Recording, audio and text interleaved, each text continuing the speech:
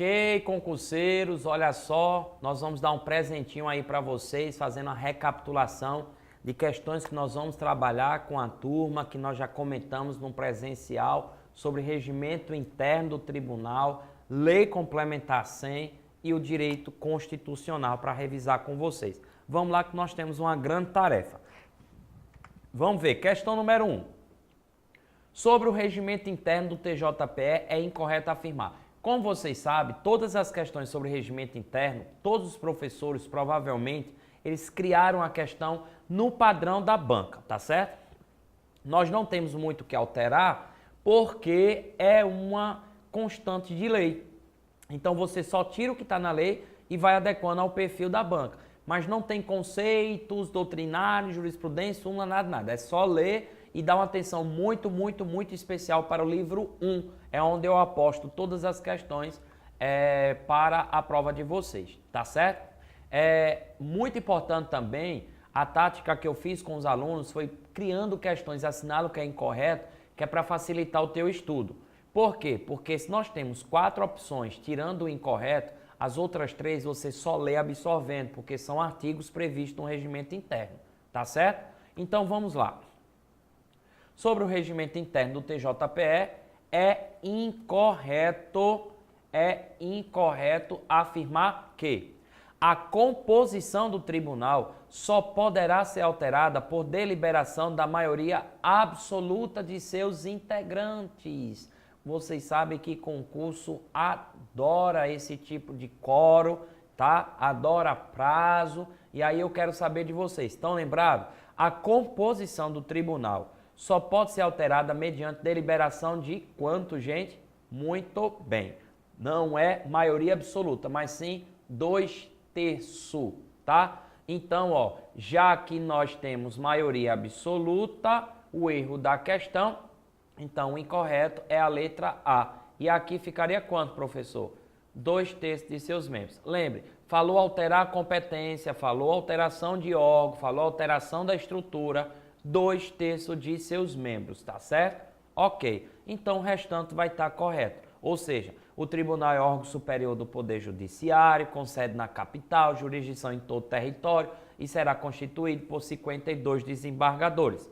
Poderão tomar parte nas sessões do Tribunal Pleno todos os desembargadores que estejam de férias ou até mesmo de licença, salvo se o afastamento for em virtude de processo administrativo, tá? Não sendo em virtude de processo administrativo, podem tomar parte na sessão do Tribunal Pleno.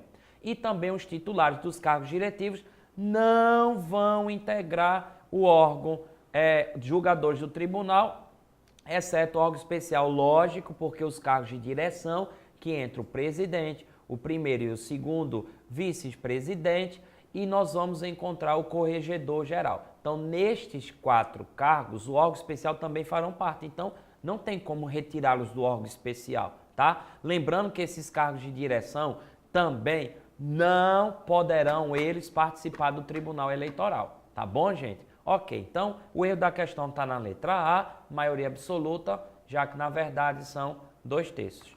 Questão 2 diz, não é órgão de funcionamento num tribunal de acordo com o regimento interno. Olha só, Procuradoria-Geral do Estado. O que Procuradoria-Geral do Estado está fazendo aqui?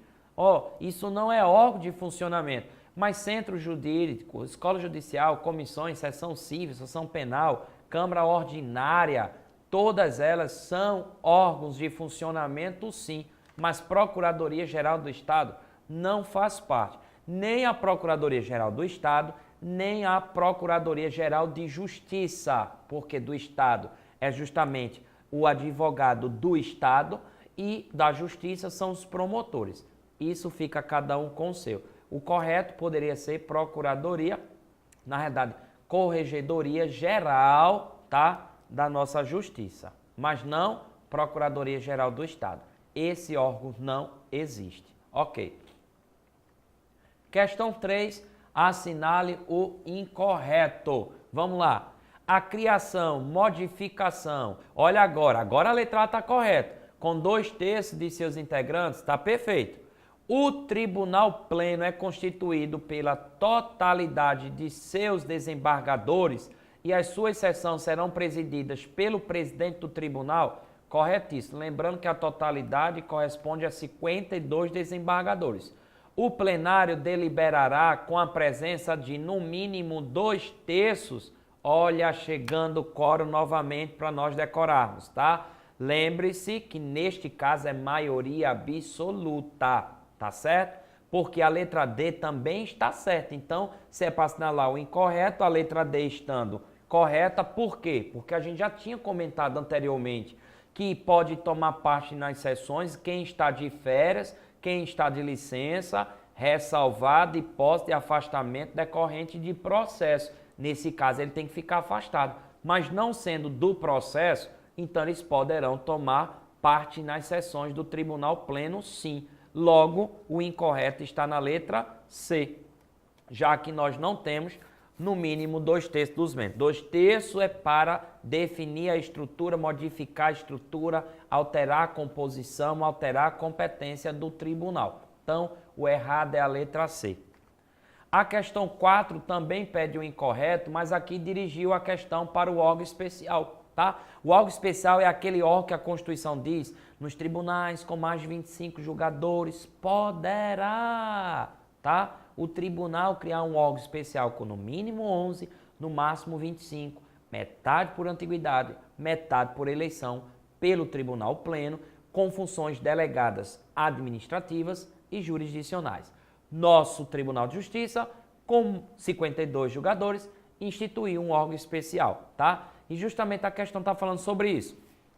O órgão especial, letra A, funcionando no exercício delegado das atribuições administrativas e jurisdicionais pelo Tribunal Pleno, é constituído por 20 desembargadores, correto, provendo-se 8 por antiguidade e 8 vagas por eleição e 4 da mesa diretora. Perfeito, corretíssima a letra A. Letra B, o presidente do tribunal vai também exercer a presidência do órgão especial e, na sua ausência, poderá ser substituído pelo primeiro vice-presidente, segundo vice-presidente. Se nenhum desses dois puder ocupar, vai o mais antigo nessa ordem, obrigatoriamente. Em caso de empate na votação, já que nós temos um número ímpar de 20 desembargadores, o voto do presidente, quando este não votar, vai desempatar. Gente, muito cuidado, tá? Cuidado com a letra C, porque ela é a nossa resposta, tá? Isso por quê? Porque em caso de empate, prevalecerá o voto do presidente quando este votar. Então, quando o presidente do tribunal, que dirige também a presidência do órgão especial, vota na sessão, o advogado, melhor, a parte já tem que ficar observando que a votação do presidente já garante a vitória ou a derrota, tá? Dependendo do caso, se houver um empate. Então, ou seja, toda vez que houver um empate e o presidente votar, o voto do presidente vai prevalecer, tá certo? Então, o erro está na letra C, portanto, a letra D está correta quando diz que o mandato do membro eleito no órgão especial será de 2 anos, assegurado seu cumprimento integral, admitido uma reeleição. Ó, a questão 5, ele está falando sobre regimento interno para a gente assinalar também a incorreta. Assinalando a incorreta, diz a letra A. A convocação de magistrado da primeira instância para fins de auxílio à vice-presidência, à corregedoria e aos outros órgãos administrativos da estrutura do tribunal, com prejuízo da jurisdição, será permitida pelo máximo de 2 anos, prorrogado uma única vez por igual período. A letra B diz que a convocação do mesmo magistrado de forma ininterrupta, ou a letra A está correta, né? Desculpe. Letra A, corretíssima. Letra B, a convocação do mesmo magistrado de forma ininterrupta ou de forma sucessiva por órgão distinto do judiciário será permitida desde que respeitado o limite previsto no regimento interno, 2 anos prorrogável por um igual período. Então eu posso ficar assessorando, dando um auxílio em um certo local, mas o trabalho foi bom, estou sendo chamado pelo próximo corregedor, pelo próximo auxiliar, vice-presidente, para ficar mais 2 anos em outro local, perfeito, mas quando chegou em 4 morreu o boi, tá? E aí o que que acontece? Vai ter que fazer o que se morrer o boi? Vamos aguardar, vamos dar pasto para o bezerrinho crescer e a gente voltar novamente a ocupar esse cargo. E qual é esse prazo? É a letra C. Atingido o prazo máximo estabelecido, a convocação do mesmo magistrado para outros órgãos somente pode ser realizada desde que decorrido 4 anos do término da última convocação. Aqui tem exceto por motivo de interesse público. Gente, não existe exceto por motivo de interesse público. A lei diz que não existe exceção para essa regra. Atingir o limite máximo, tem que dar a quarentena para ele de 4 anos para ele poder voltar novamente a ser o auxiliar do tribunal. Então, o incorreto é a letra C. Logo, a letra D está correta, que a gente já falou, a extinção pressupõe 2/3 dos integrantes do tribunal, tá? Perfeito? Vamos para a questão 6, muito bacana. Diz assim, ó, decidir em sessão pública, mediante voto aberto, nominal e fundamentado sobre a aplicação de demissão a juiz que ainda não é vitalício, porque se ele for vitalício, não pode existir uma sessão pública com voto nominal, porque não se está diante de uma atividade administrativa. Porque juiz vitalício só perde cargo por sentença judicial transitada em julgado, tá? Mas aqui está falando de demissão de juiz ainda não vitalício. O juiz ainda que não é vitalício, tá? Pode perder o cargo em virtude de decisão do pleno? Não. Em virtude da corregedoria? Não. Do presidente do Tribunal de Justiça? Não. Do órgão especial em matéria administrativa? Essa pegadinha é boa, mas essa é a resposta. Essa é uma das competências administrativas do órgão especial do Tribunal de Justiça. Demitir juiz não vitalício. Muito bem. Questão 7 está falando agora sobre o Conselho da Magistratura e diz: não se pode afirmar. A questão é, podemos afirmar o que está na letra A? É órgão de orientação, disciplina, fiscalização da primeira instância, com sede na capital e jurisdição em todo o território do Estado? Correto. Será composto pelo presidente, primeiro vice-presidente, pelo segundo vice-presidente, pelo corregedor e o decano, como membros fixos, membros natos? Corretíssimo. Além dos membros natos, também existirão outros membros que são justamente como vogais, sendo 2 escolhidos entre cível, 1 membro de direito público e 1 da Câmara Criminal. Corretíssimo. Então, onde é que está o erro da questão? Olha a letra D. O Conselho da Magistratura funcionará com a presença de, no máximo, 5 de seus membros. Gente, IBFC vai brincar com a gente, mas a gente não pode errar isso. Isso por quê?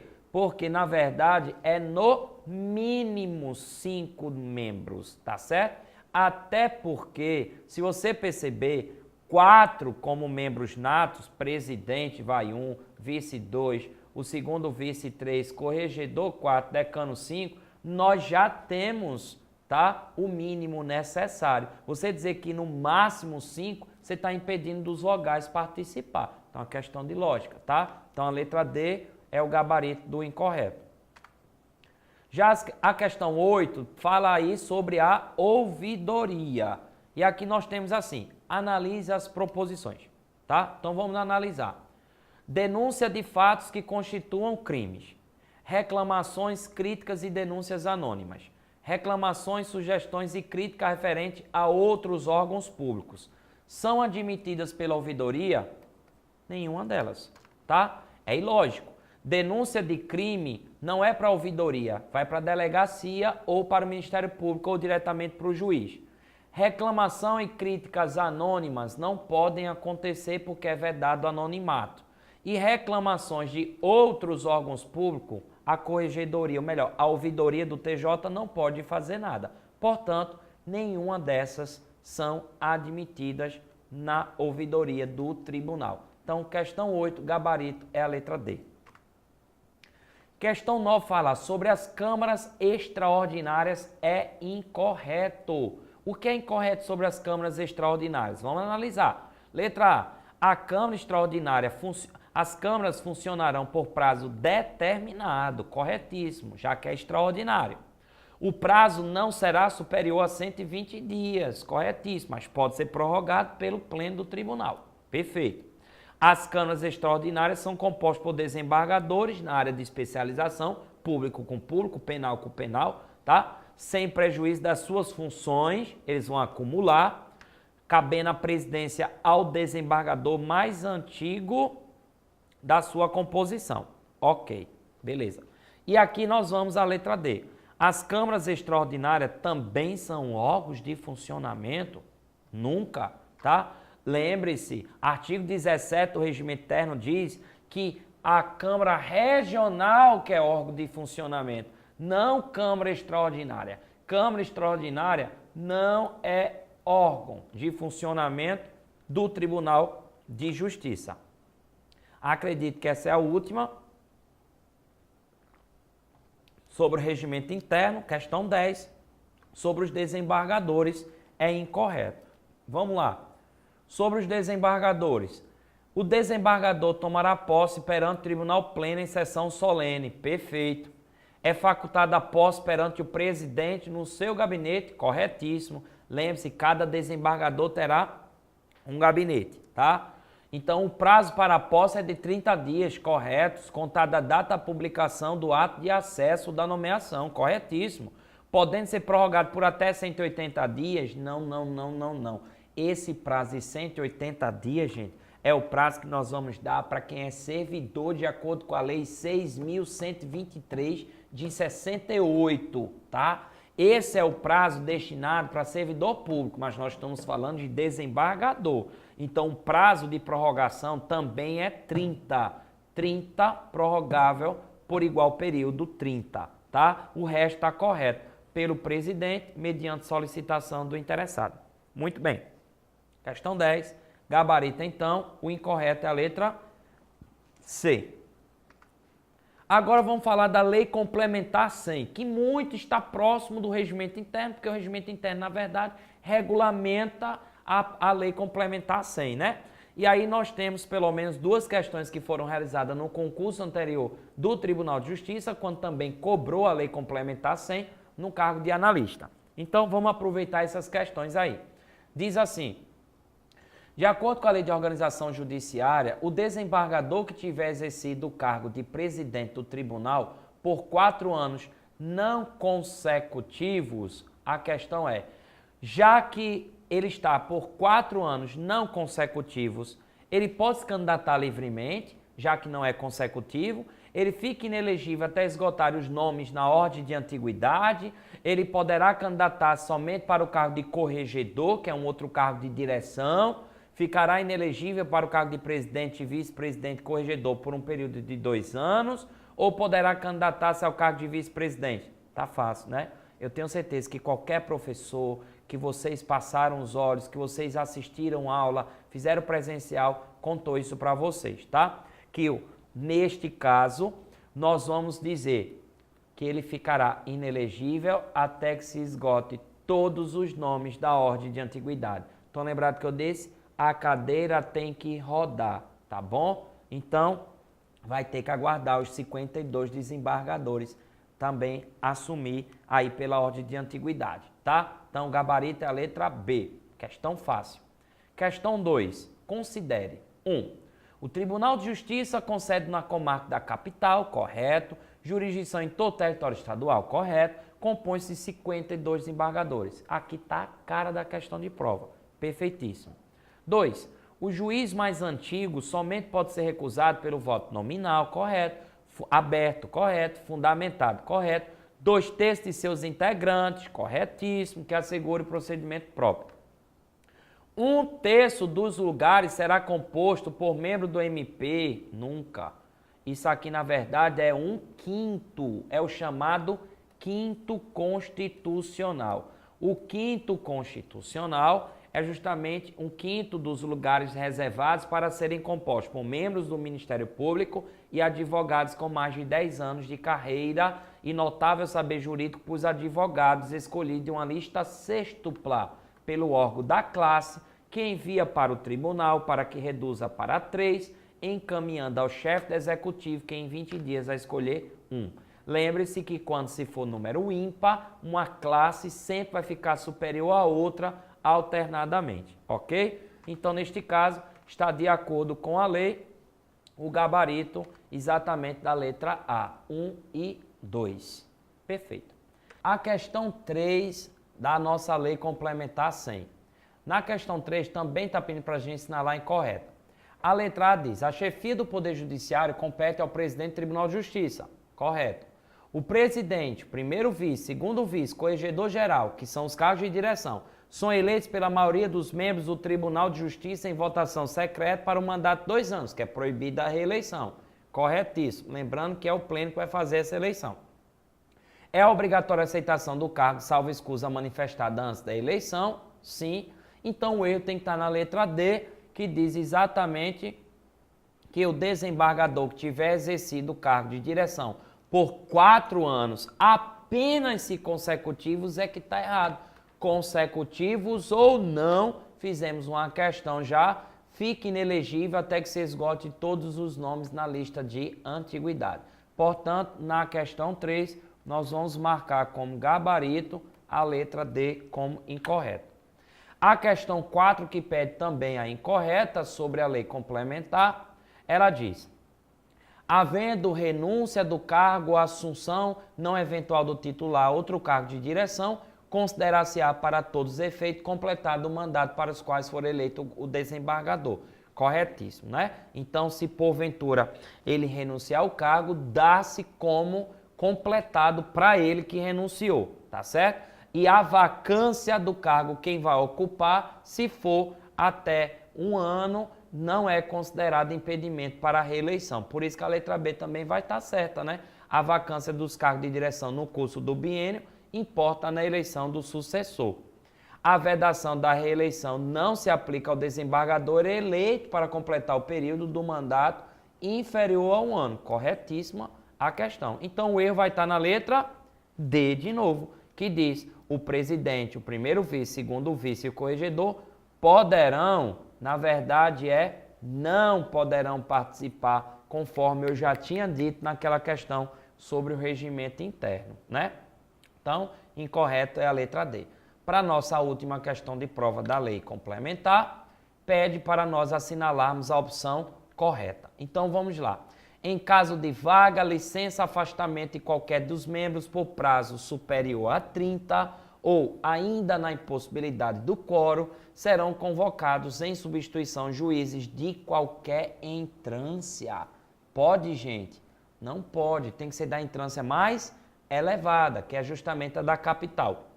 No Tribunal de Justiça não poderão ter assento no mesmo grupo, seção ou câmara, cônjuges ou companheiros ou parentes consanguíneos ou afim em linha reta, bem como em linha colateral, até 4º grau, inclusive. Não, tá? Corta 4º grau.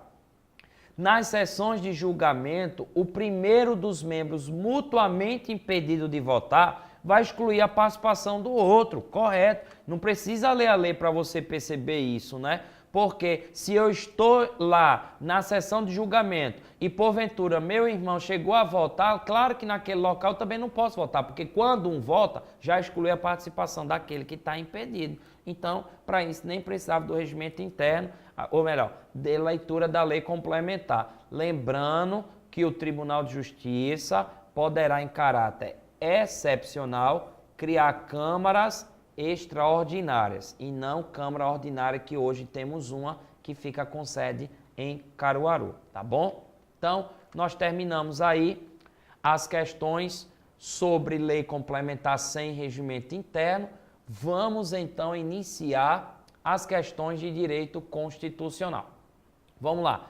Questão de direito constitucional, nós temos o seguinte: assinale a alternativa correta de acordo com o tratamento doutrinário com relação à Constituição Federal. Letra A. Sob o aspecto político, a Constituição pode conter normas materialmente ou formalmente constitucionais. Lógico, gente. Essa tem que ser a resposta, né? Veja, a nossa Constituição tem assuntos que são formalmente constitucionais e materialmente constitucionais. Beleza, mas lembrando que a nossa Constituição, embora tenha esses conteúdos aí que não são relevantes para o Estado e conteúdos que são relevantes para o Estado, a nossa é rígida. Mas sobre o aspecto político de Carl Smith, a nossa Constituição, sim. Desculpe, a nossa Constituição ou a Constituição no aspecto político terá assuntos formais e assuntos materiais. Lembrando que os assuntos formais são assuntos que não são relevantes, os materiais são aqueles ligados à estrutura do Estado. Então, primeira questão, gabarito, letra A. Segunda questão, sobre os tratados e convenções internacionais, e IBFC está brincando com a gente, né? Falando sobre os tratados. E o que nós sabemos? Os tratados e convenções internacionais desde que seja de direitos humanos aprovada em cada casa do Congresso, que são duas, em 2 turnos, justamente pelo voto de 3/5, são equivalentes às emendas constitucionais. Pelo que a gente está vendo, ele fala 2/5, 5/8, 3/5, 2/5 e 3/5. Então, o gabarito que nós vamos marcar é a letra E. Muito bem, muito fácil, né, gente? Ó, lembrando, jamais leis ordinárias, leis complementares, tá? Porque os tratados de direitos humanos são equivalentes às emendas constitucionais, se aprovada em cada casa do Congresso por 2 turnos com 3/5 dos seus membros. Ok. Questão 3 pede para nós assinalarmos a incorreta.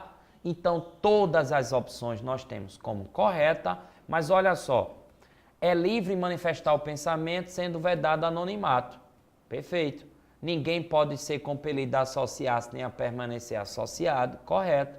Os direitos previstos na Constituição não exclui outros decorrentes, porque o rol é exemplificativo. Correto. As normas que definem os direitos fundamentais têm aplicação imediata. Correto. Então, ninguém será privado do seu direito por motivo de crença religiosa ou convicção política ou filosófica. Isso aqui está correto. Agora, ó, nem mesmo é obrigado a cumprir prestação alternativa, falso, né, gente?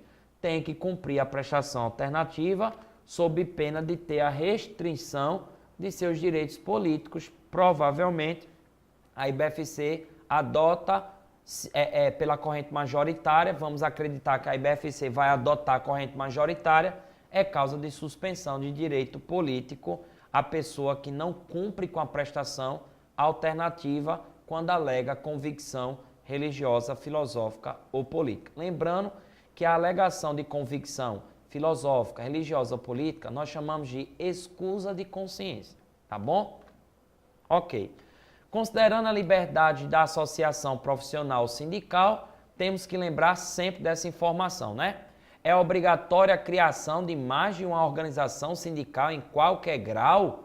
Gente, isso aqui está correto? Não. Por quê? Porque poderá ser criada, né? E outra coisa, não podendo ser inferior à área de um estado, não pode, porque é a área inferior, não pode ser menor do que a área de um município, tá? Letra B. É vedada a criação de mais de uma organização sindical em qualquer grau representativa de categoria na mesma base territorial? Sim. Que será definida pelos trabalhadores ou empregadores? Sim. Não podendo ser área inferior a um município? Perfeito. Ou seja, o gabarito é a letra B. Corretíssima, tá? Letra C vai ser errado pelo exclusivamente. A letra D pelo exclusivamente. E a obrigatoriedade que está sendo vedada. Muito fácil, questão 4, letra B. Questão 5. Considerando as normas da Constituição, assinala a opção correta sobre os nascidos na República do Brasil, ainda que de pais estrangeiros, desde que eles não estejam a serviço de seu país. Neste caso, o que eles são? São estrangeiros natos? São brasileiros natos? São estrangeiros? São naturalizados? Fácil demais, né? São brasileiros natos. Corretíssimo, né? Os nascidos no Brasil, ainda que de pais estrangeiros, desde que os pais estrangeiros, qualquer um deles, não esteja a serviço do seu país de origem. Perfeita questão. Questão 6 fala da competência. E aí tem, ó, De acordo com a Constituição, existem matérias que são de competências privativas da União para legislar. Assinale abaixo a alternativa que compete uma dessas. O tributário financeiro penitenciário econômico, que é o chamado TUFEP, tá? Ele é competência concorrente, né? Juntas comerciais concorrente, juizado especial é concorrente. Então o gabarito tem que ser a letra C, clássico de prova. Sistema de consórcio e sorteio, tá? É competência privativa da União. Vamos para a questão 7. Suponha que o estado do Rio, visando fomentar o turismo, quer criar, ó o que ele quer fazer? Ele quer criar um novo município na região, tá? E para isso, ele vai fundir os municípios de Saquarema, Cabo Frio, São Pedro, Armação dos Búzios. Então ele diz, além do estudo de viabilidade, gente, além do estudo de viabilidade já é um requisito cumprido, né? Apresentado e publicado na forma da lei, a Constituição exige para esse novo município, gente, o quê? Uma lei estadual. Então nós vamos eliminar lei municipal. E a lei estadual, dentro de um período determinado pela lei complementar federal, tá? Então, dentro de um período determinado por lei ordinária federal, não. Dentro de um período determinado por lei complementar federal, muito bem. Aqui, lei estadual, tá? Aqui, letra E, lei estadual dentro do período determinado por lei ordinária federal. O que eu estou querendo mostrar para vocês é exatamente onde está o foco da questão de prova. Toda vez que falar em criação de município, eu tenho que lembrar, lei estadual é que cria, lei complementar federal diz o período, estudo de viabilidade e plebiscito entre os entes envolvidos. São 4 requisitos, por isso que o gabarito é a letra C. Perfeito. Já a questão 8 está dizendo sobre as regras básicas aplicáveis ao direito administrativo para assinalar a opção incorreta sobre o poder legislativo, tá? Um enunciado meio louco, mas ele pede a incorreta sobre o legislativo. Letra A. O Senado Federal compõe-se representante dos estados, segundo eleito majoritário, princípio, corretíssimo. Cada estado elege 3 senadores, nós temos que lembrar, 2 suplentes, né? E com mandato de 8 anos, sim, que corresponde a 2 legislaturas. A representação em cada estado será renovada em 4 anos, alternadamente por 1 2/3? Sim. Cada senador será eleito com 1 suplente?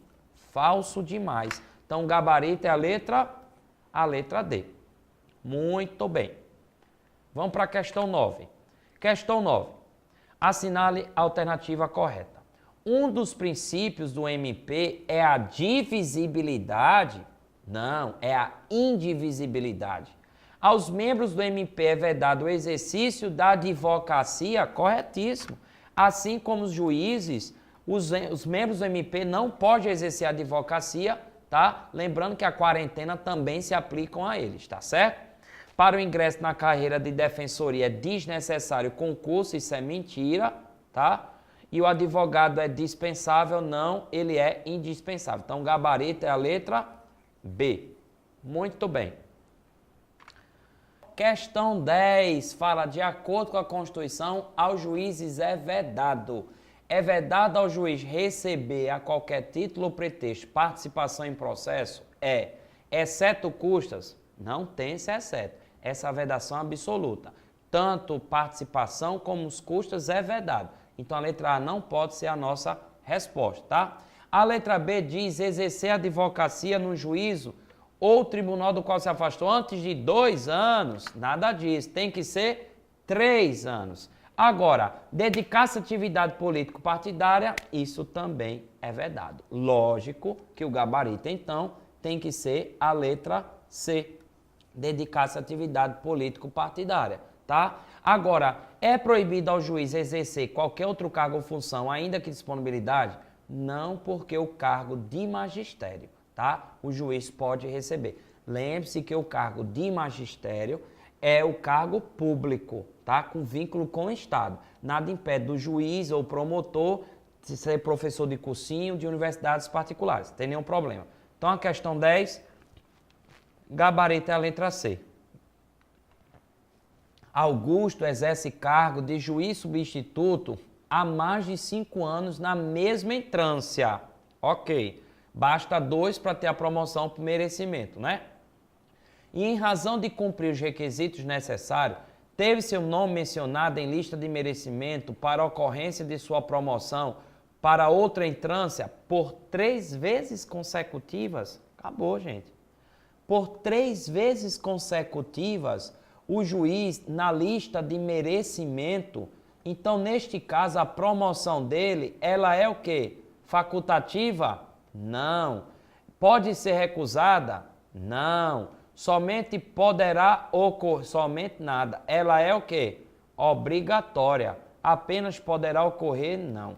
Tá? Isso por quê? Porque se o nome do magistrado aparecer 3 vezes seguidas ou 5 alternadas, a promoção do juiz ela é obrigatória. Então, o gabarito é a letra D. Mas o que é que eu tenho que lembrar? A promoção pressupõe o magistrado estar há 2 anos consecutivos naquela entrância, tá? O magistrado tem que integrar a primeira quinta parte da lista do merecimento, tá? Tem que lembrar, desculpe, a primeira quinta parte da lista de antiguidade, tá? Tem que lembrar, eu não posso promover o juiz que não participa dos cursos oficiais, porque é uma etapa, inclusive, obrigatória para o vitaliciamento, tá? E o juiz que retém os autos em seu poder não pode devolvê-lo ao cartório sem um devido despacho ou decisão, impede também a sua promoção. Lembre-se que a recusa do juiz por voto de 2/3 é quando se trata de antiguidade, tá? Conforme aí fala por 2/3 de seus membros e pelo Senado Federal. Palhaçada, né? Senado Federal tem um quê a ver com isso? A questão foi muito fácil porque exigiu de você informação clássica. 3 vezes consecutiva, 5 alternada, a promoção do juiz ela é obrigatória. Lembre-se, a lei complementar de iniciativa do Supremo é que elabora o Estatuto da Magistratura, observando essas regras constitucionais para os magistrados. Ok, pessoal? Aqui foi o nosso presente para vocês. Espero que vocês tenham gostado dessa revisão aí, básica, mas suficiente para te dar uma noção geral do que pode ser cobrado na prova com relação ao regimento interno, a lei complementar e aí os diversos temas de direito constitucional. Foi um prazer estar com vocês, tá? Contem conosco, essa equipe maravilhosa que quer a aprovação de todos. Um grande abraço e até mais e boa sorte.